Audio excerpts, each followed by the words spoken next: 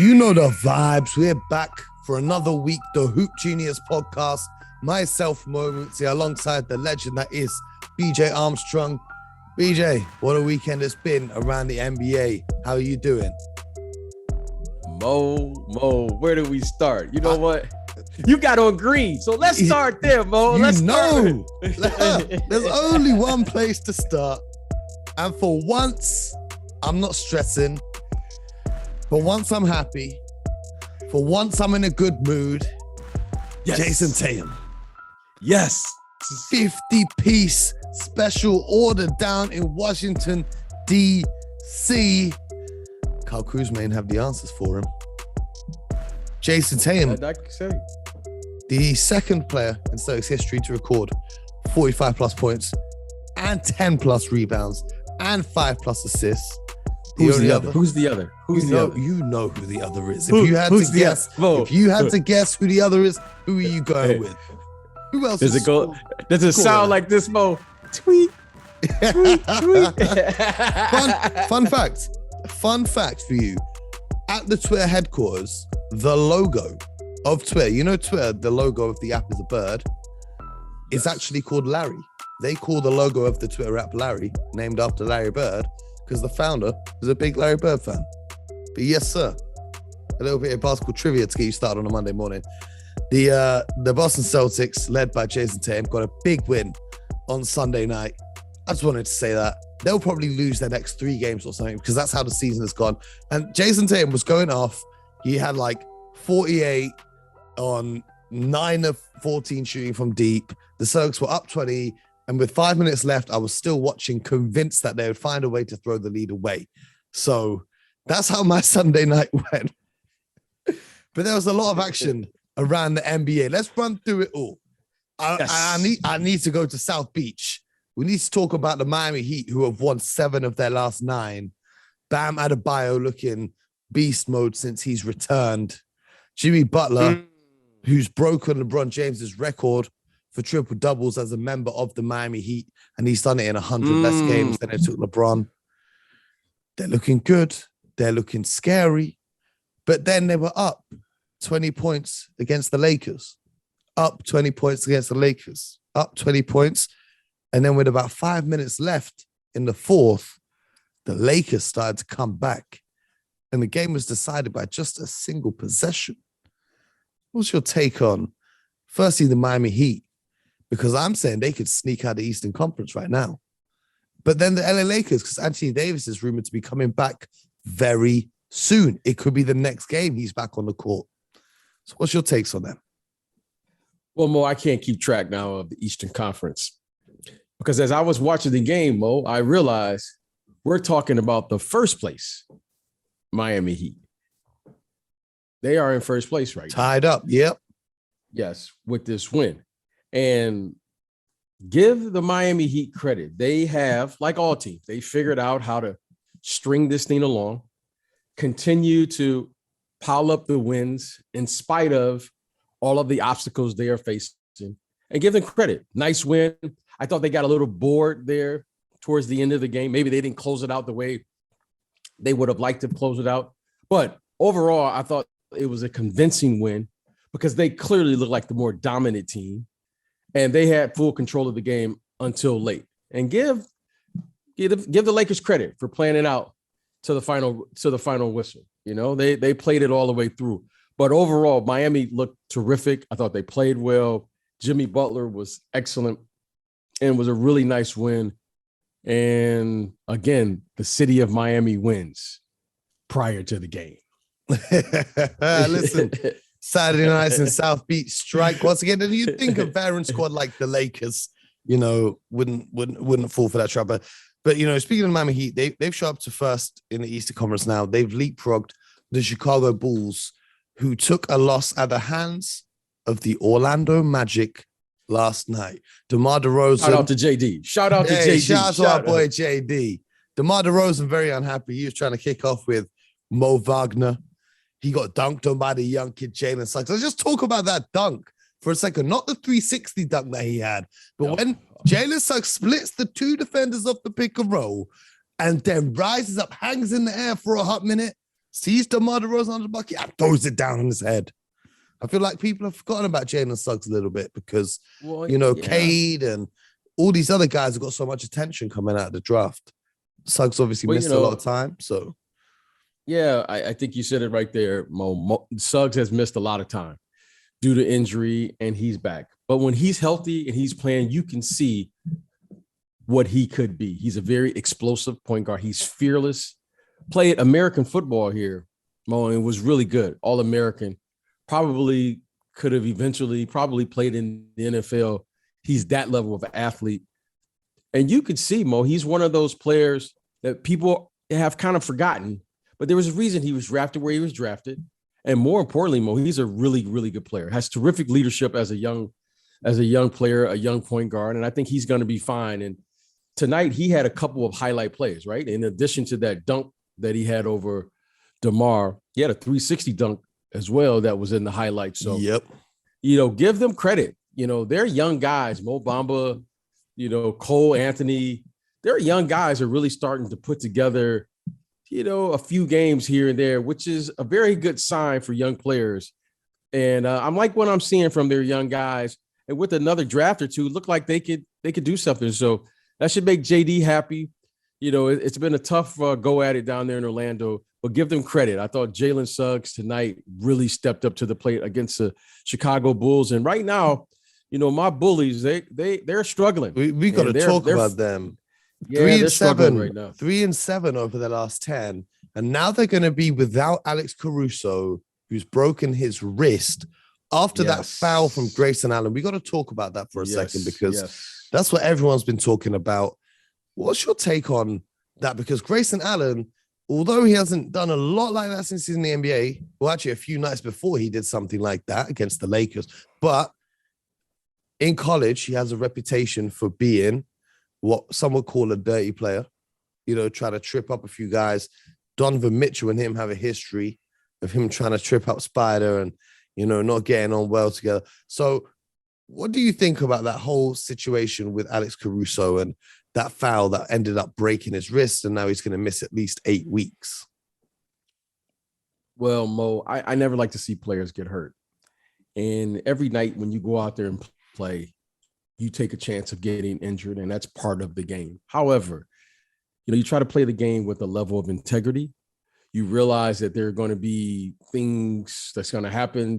Guys collide in the air, guys trip, guys come down on other people's feet, so forth and so on.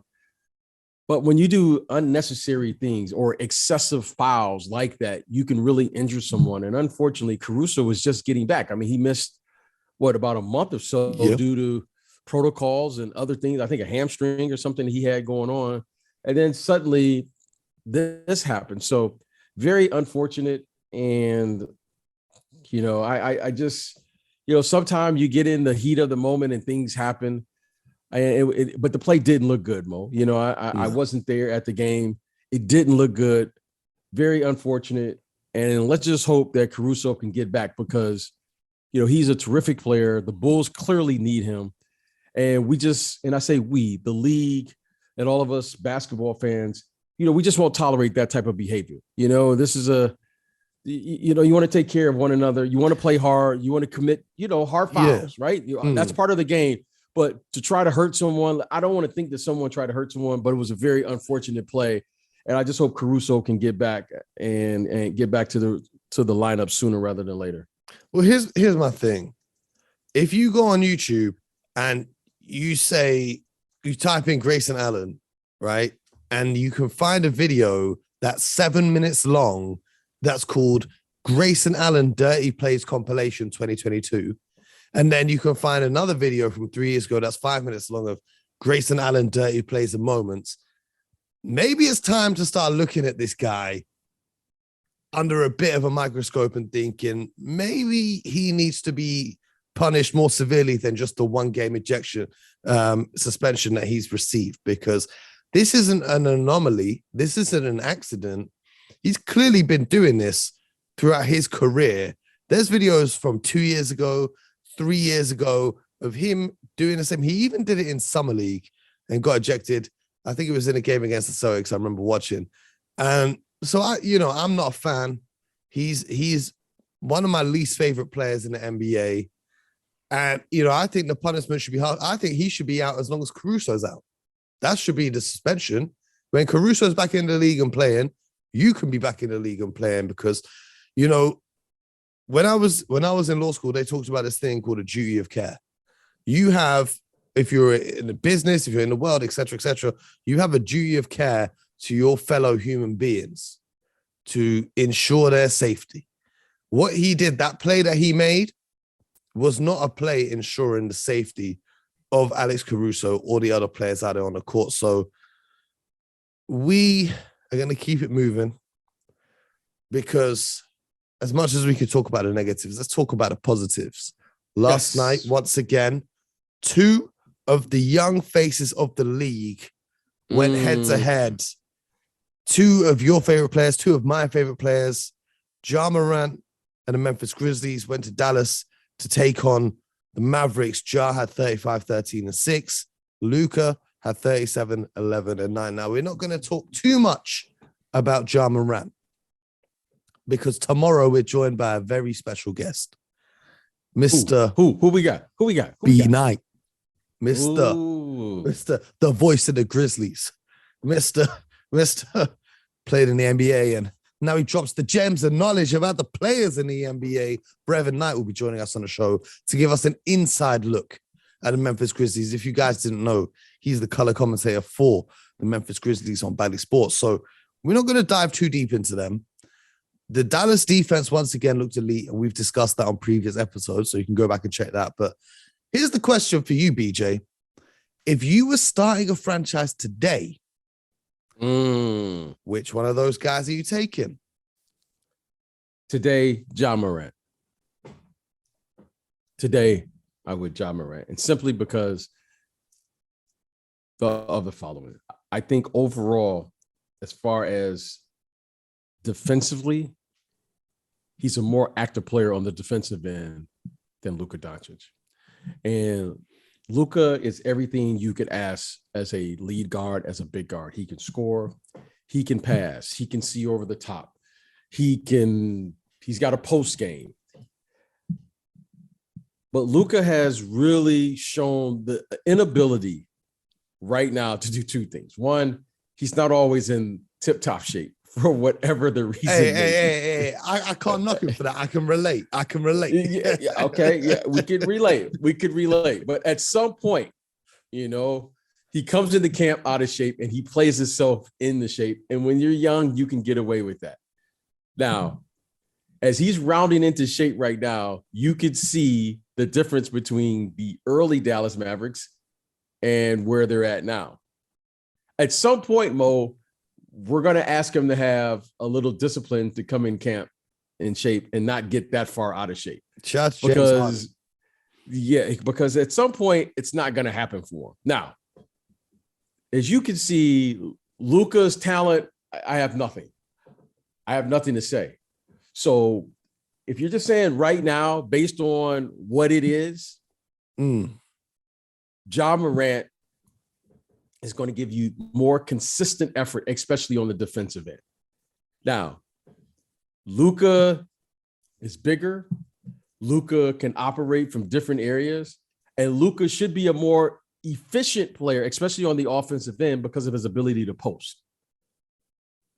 But that means he's going to have to be in shape. And I'm going to give that edge to my guy, Ja Morant, just because I know that our good friend there, Luka, has the capability to just a little bit. He'll cheat on his diet just a little bit. And there's nothing wrong with that, Mo. I can't complain. I can't say anything. Because I cheat all the time. On your diet. Let's just put the disclaimer in there. You know what I'm saying? In case on my diet, any angry listeners, you know what I'm saying? We just talk about diets here. This is a we're talking about wholesome podcast. I cheat on my diet all the time. Yeah. But I try. But Mo, I'm 50. I'm 54. I feel you. When you're in your 20s, Mo, like you gotta have a little discipline. I have no excuse. I cheat on my diet on a regular. But Luka Doncic ain't got to sit at this desk and make podcasts and do what I do all day. So let me break it down like this. You know, there is no wrong answer to this question. Right. I love Ja Morant. I love Luka Doncic. Both of them 22 years old, even though it seems like Luka is a lot older, right? I'm taking Luka Doncic. The reason being, talk to me. If I'm, owning a franchise and I'm making an investment for the next 10 to 15 years, yes, I get very scared watching Ja Morant. Every time he's in the air, I am absolutely paralyzed with fear about him landing and getting injured.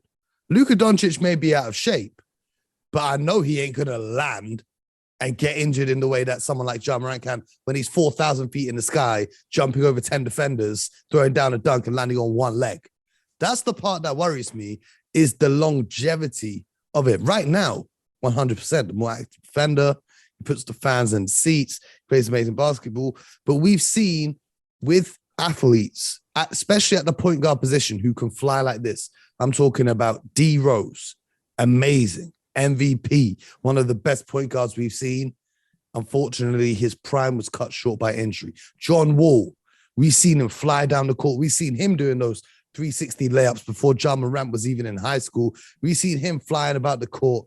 Once again, prime cut short by injuries. Russell Westbrook, as amazing as he was in his prime, you can see now the athleticism's gone. He's not the same player. So that's the reason why, if I was starting a franchise, I'll be looking at Luka Doncic, because Luka Doncic, he might be a little out of shape. That's why I said shout out to James Harden. James Harden's still around, dropping 30-point ball games into his 30s. Shout out to my boy Paul Pierce, because he had the same body type build as Luka, played at his own pace, can play with the back to the basket, can get you a bucket on the perimeter. It's the old man game. It's built for longevity.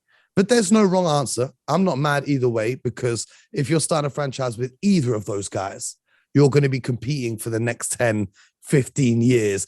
And hopefully, fingers crossed, inshallah, that Ja Morant does not pick up one of those injuries. But that's my fear with Ja Morant, because I've seen it happen to so many explosive, athletic point guards. It's definitely a concern, and I definitely get it.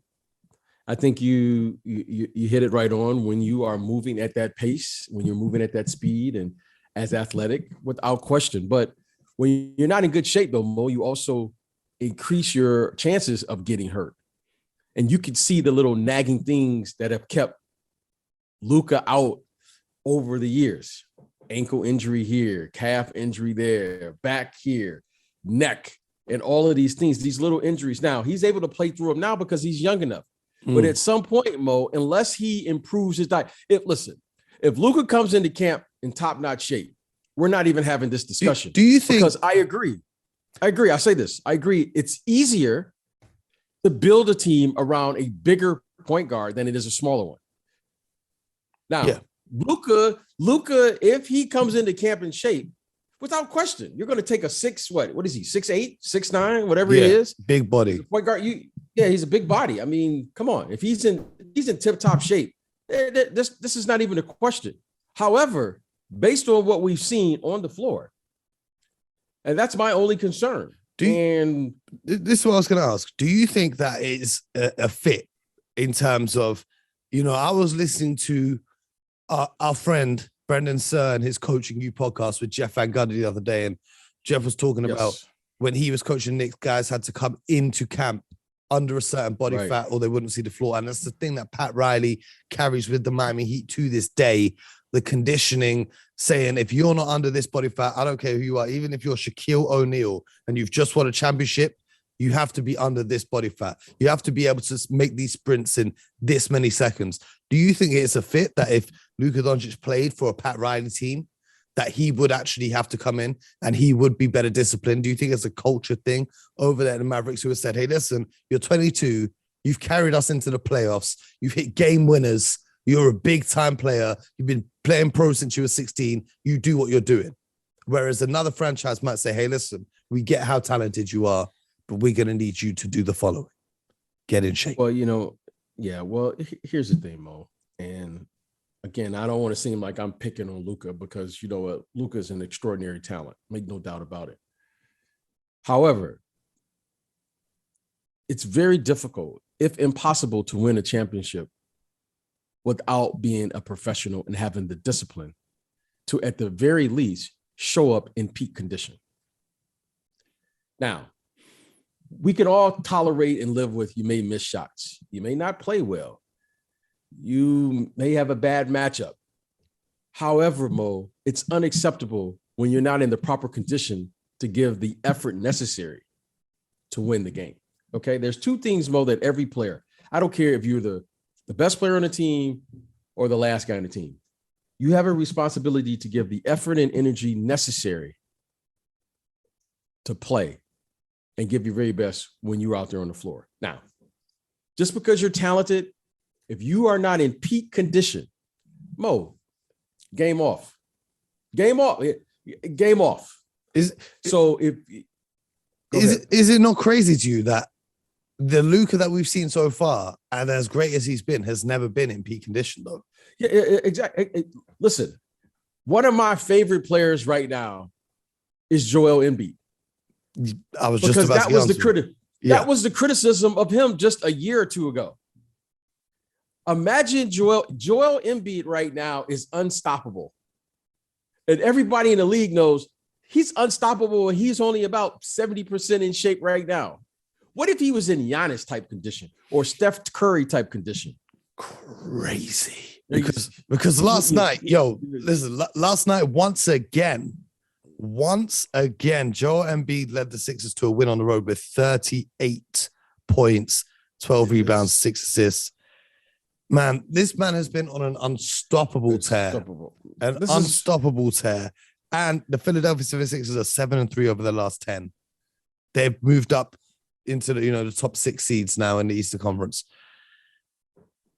I think that man needs more respect in terms of look at who he's carrying to those wins. Yeah, and Mo, you know this. Look, I said it on Sky TV. Who you thought was going to win the MVP this year? I picked Luka Doncic. Mm-hmm. I picked Luka. This isn't a question of talent.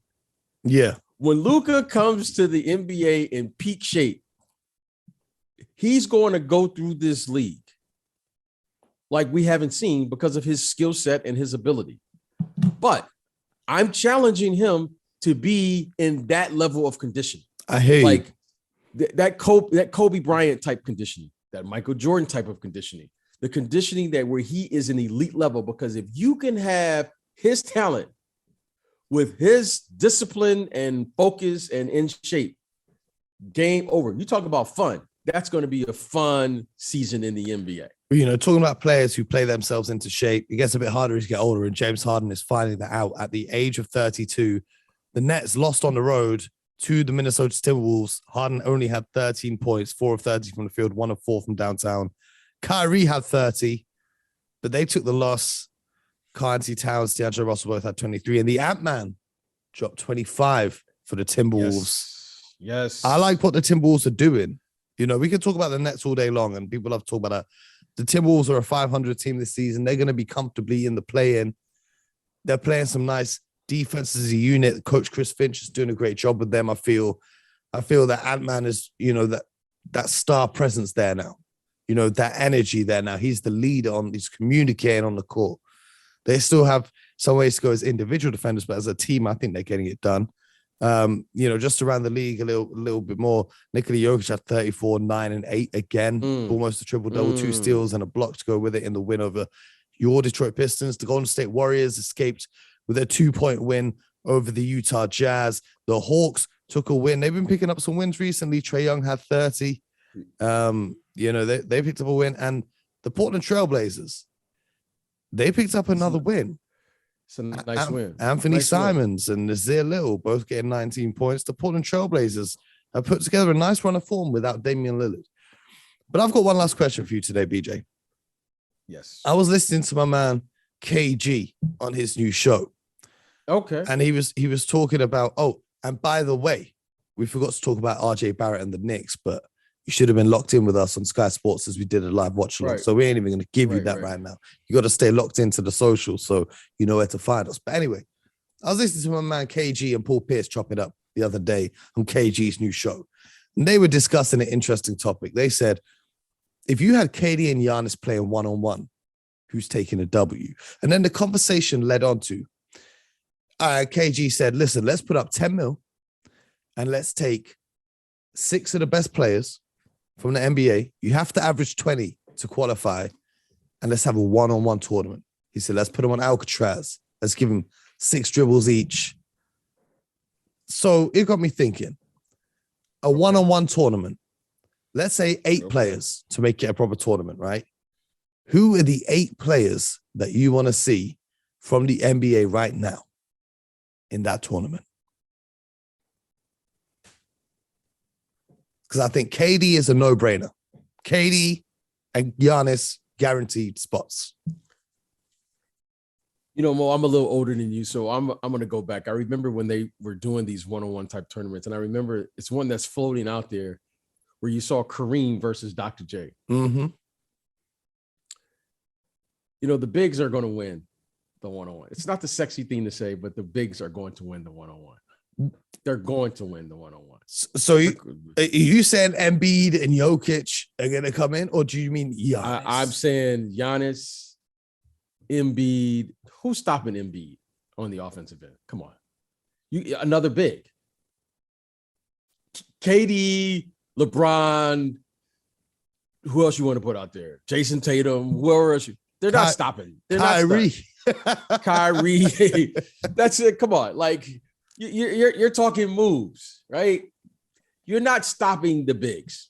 You're just not going to stop them, especially on the. You're not going to stop Jokic. You're not going to like steal the ball from him. He's going to crab dribble.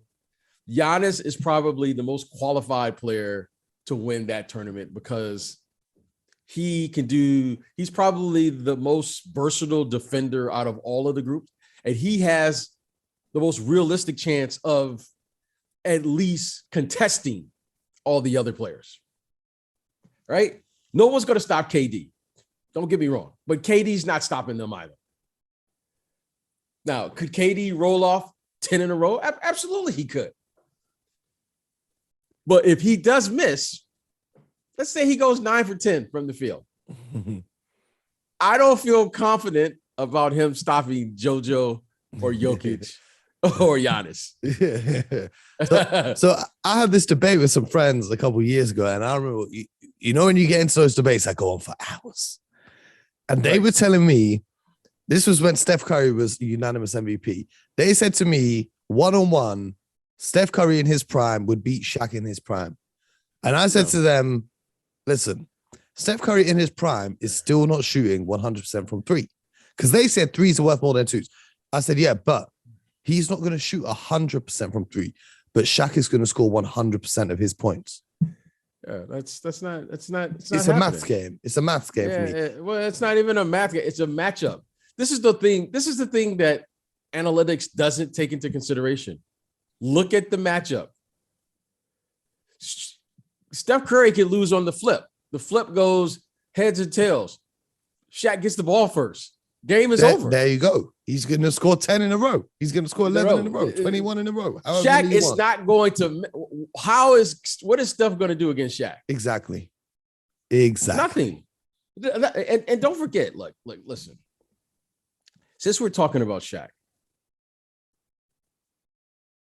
you know, I've wanted to say this for a long time. You know, they talk about the greatest, and we talk about the greatest, and we throw this guy. But you know, truthfully speaking, Mo, there's really no greatest, right? You have it's subjective. These moments in time. Yeah, you have these moments in time, and the thing I admire most is who's the most dominant player. And the only way we can say who's the most dominant player is by looking who won, right? Okay, so in this era, you can say this guy was the most dominant. That era, you could say that guy's the most dominant. And then you can start, you know, having these arguments. Oh, this guy had the most points. This guy went to the finals the most. This guy, whatever your criteria is. But let me tell you something, Mo. I want to say something about, because I played against Prime Shaq. Unlucky. Okay. Unlucky. I played against Prime Shaq. Now, I saw Prime Tim Duncan. I saw Prime Hakeem Olajuwon. I saw Magic. I saw Bird. I saw Kobe. I saw all of these guys. the single most dominant force, just a pure force, was Shaq. I'm talking force. Right? I'm not saying he was the greatest player, because Shaq wasn't always in superior shape. But I'm telling you, he's the most dominant force I've ever seen. And if Shaq, because I really admire him. I saw Akeem Olajuwon. Remember when Dream had that little run, that 2 or 3 year run where he was like, Dream was defensive player, MVP, finals MVP. Shaq, I'm just going to say it. Shaq probably should have been the greatest player. He probably should have been. And the reason I say that is because there was no counter to him at all in the NBA. There was no Jordan rules. There was no matchup problem. There was no we can force him to do whatever. There was no counter to him. The only counter to him was Shaquille O'Neal. Mm-hmm. And Shaq had a few, he wasn't a perfect player, but if Shaq would have just worked on just a couple things, one, been in superior condition, okay, that would have eliminated probably 90% of all the other things that I can say, because the only other thing you can really say about his game was his free throw shooting. Yeah. But he still made them when it counts, as he likes to remind us. Yeah, absolutely. Shaq is without question the most dominant force, okay? And when you start looking at the history of the NBA, the biggest athletes, the most powerful athletes, more times than not, always wins in a 7-game series. I think Shaq, what did he win? 4 championships? Yeah. He probably should have won at least 7 or 8. And I think he will say that. I don't think he will probably say it out loud, but I think Shaq, especially, when you think about this, Mo, he was playing with the late Kobe Bryant. Mm-hmm. He always says if they never split up that team, Mo, listen. Every time I played against Shaq, I did the same exact thing. I wanted to check to see if the big fella was going to step out on the screen roll, because if he was going to step out on the screen roll, then you knew you had no chance to win. Yep. Okay. Because if he wanted to play defense that night, and he could move his feet as well. Younger fans, newer fans think he's this big, slow guy. No. Shaq could move. No, prime Shaq could move like no other.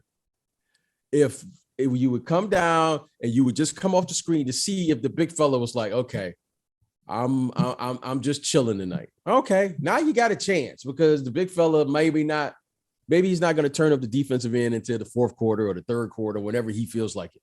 But when he was active and he wanted to defend, he could control the entire game. Now, I've always wanted to say that about Shaq, is because everyone forgets how good he really was. Shaq was an immovable force.